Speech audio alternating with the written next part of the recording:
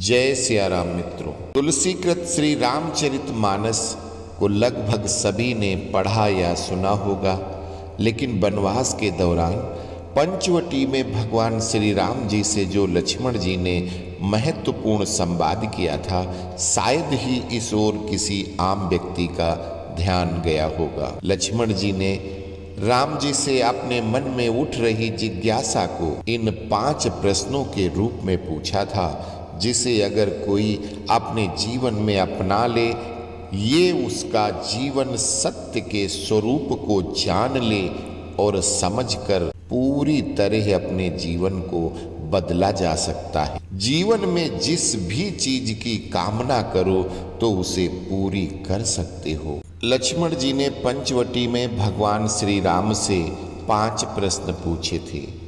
वो प्रश्न थे, ज्ञान किसको कहते हैं? दूसरा था, वैराग्य किसको कहते हैं? तीसरा था, माया का स्वरूप बताइए।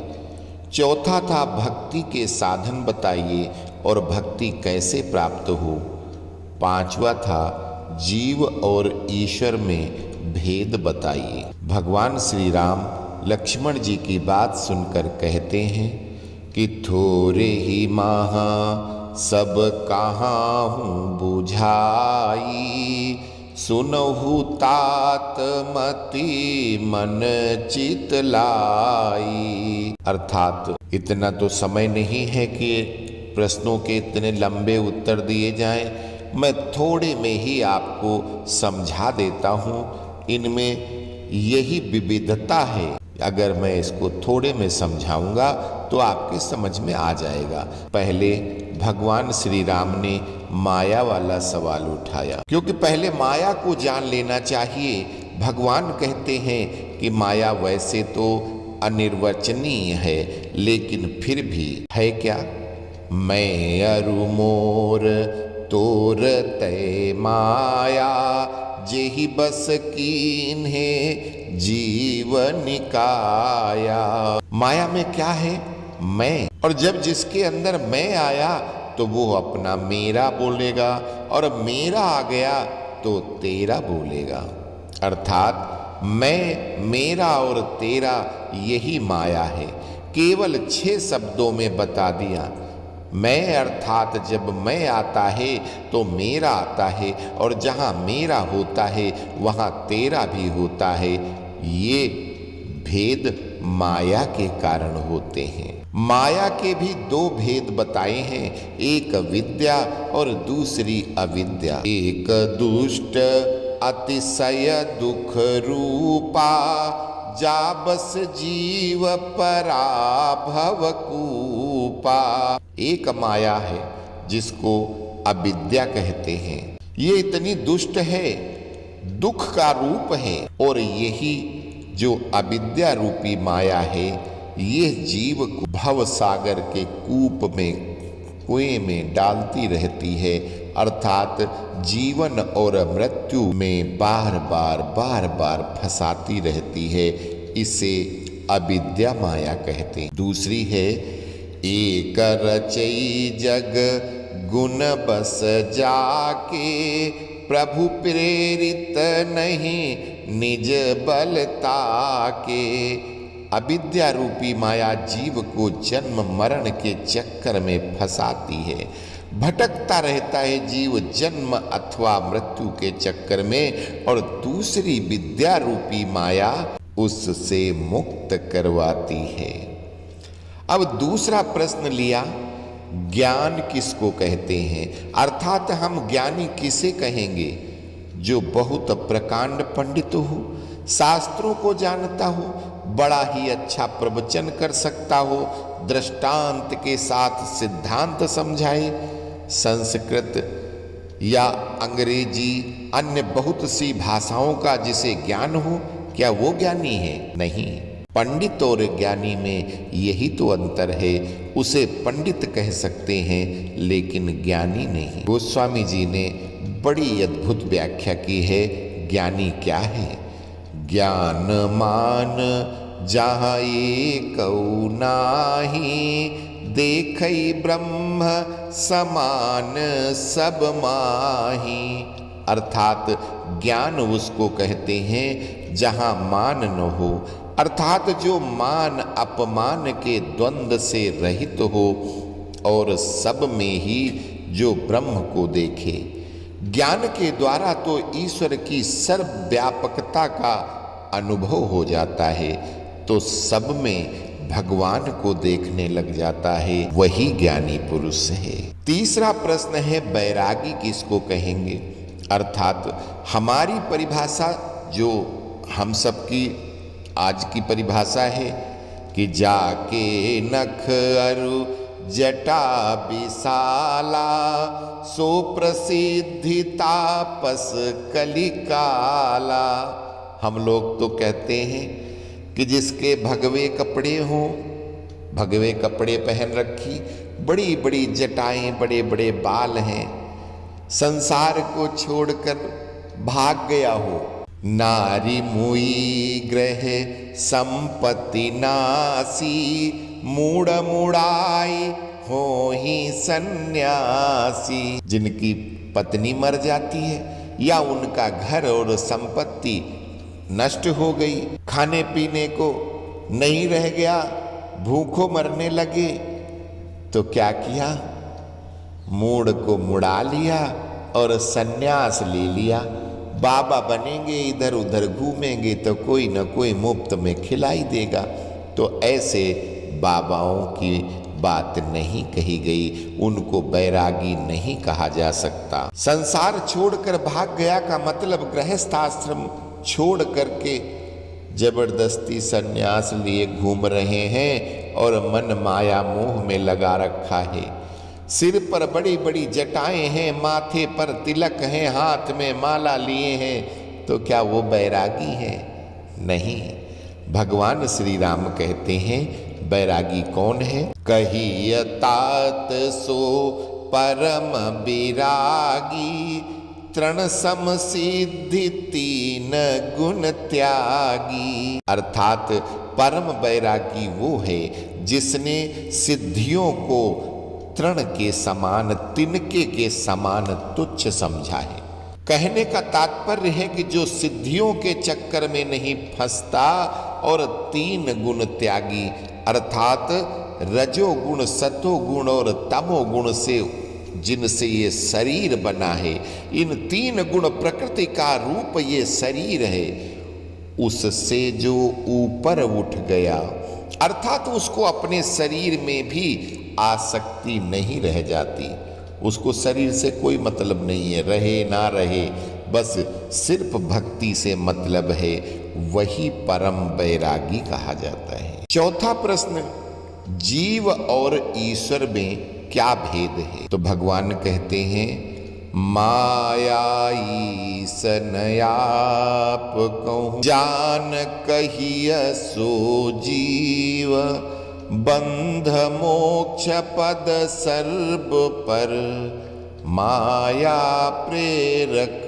शिव, माया प्रेरक शिव। अर्थात जो माया को, ईश्वर को और स्वयं को नहीं जानता वो जीव है, और जीव को उसके कर्मों के अनुसार बंधन या मोक्ष देने वाला ईश्वर है। पांचवा प्रश्न है भक्ति के साधन कौन से हैं जिससे भक्ति प्राप्त हो जाए?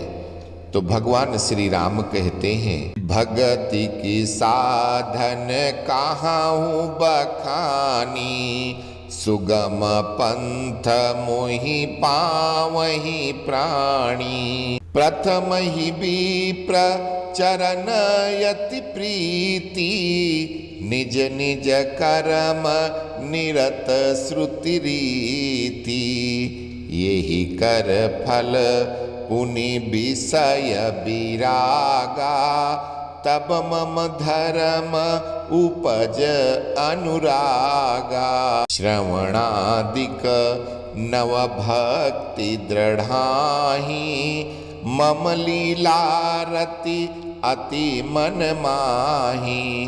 अर्थात भक्ति के साधन बता रहा हूँ जिससे प्राणी मुझे बड़ी सरलता से पा लेता है।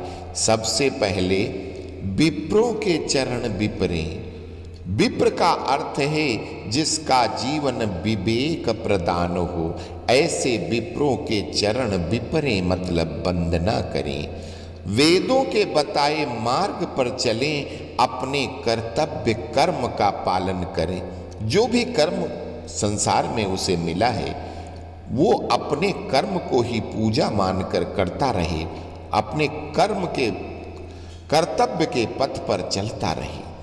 इससे विषयों में वैराग्य होगा तथा वैराग्य उत्पन्न होने पर भगवान के भागवत धर्म में प्रेम होगा और तब श्रवण आदि से 9 प्रकार की जो भक्तियां आ जाएंगी और भगवान की लीलाओं में उसका स्वतः प्रेम हो जाएगा। संतों के चरणों में प्रेम हो, मन कर्म और वचन से भगवान का भजन करे तथा गुरु पिता माता भाई पति और देवता सबके अंदर मुझे ही देखे, सबको वंदन करे, सबकी सेवा करे। इतना कर ले तो समझो मिल गई भक्ति। और अब भक्ति मिली है या नहीं इसका हमें कैसे ज्ञान होगा, कैसे पता चलेगा कि हमको भक्ति मिल गई है इतना सब करने से?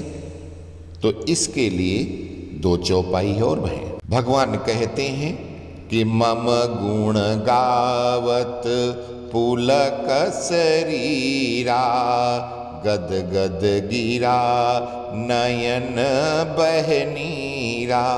जो भक्ति करते हैं, जब भगवान की भक्ति करने लगते हैं तो उनके गुण गायन के समय, उनकी याद करते समय उनका तन पुलकायमान हो उठता है, सारे रोम खड़े हो जाते हैं, शरीर पुलकित हो जाता है, वाणी रुद्ध हो जाती है, गदगद हो जाती है और उनके प्रेमाश्रु बहने लगते हैं, आंखों से अनवरत पानी बहने लगे।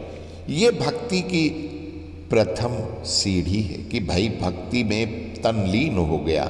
लेकिन सिर्फ इतना कर लेने से समझ लो कि भक्ति मिल गई, नहीं। उसके अंदर अगर और बातें चल रही, बाद में चलने लगी, तो वो भक्त नहीं कहा जाएगा। हम उसे ये कह सकते कि भैया बड़ा बेस्ट एक्टिंग अवार्ड देने वाली एक्टिंग करी है, लेकिन वो भक्त नहीं कहलाएगा। उसके लिए एक चौपाई और है और वो बड़े काम की है।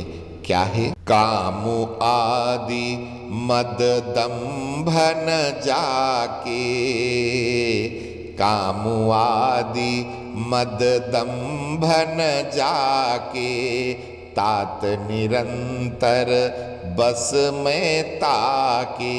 वो पुलकित हो गया, भक्ति करता है और लेकिन उसके अंदर काम भावना है, दूसरी स्त्री को देख करके उसका मन विचलित हो उठता है या अहंकार है, तो ऐसे लोगों को भक्ति नहीं मिल पाती। वो कितना भी भक्ति कर लें, लेकिन जिसके अंदर काम विकार न रहे, मद अहंकार न हो और सबसे बड़ी बात दंभ पाखंड न हो, वही भक्त है।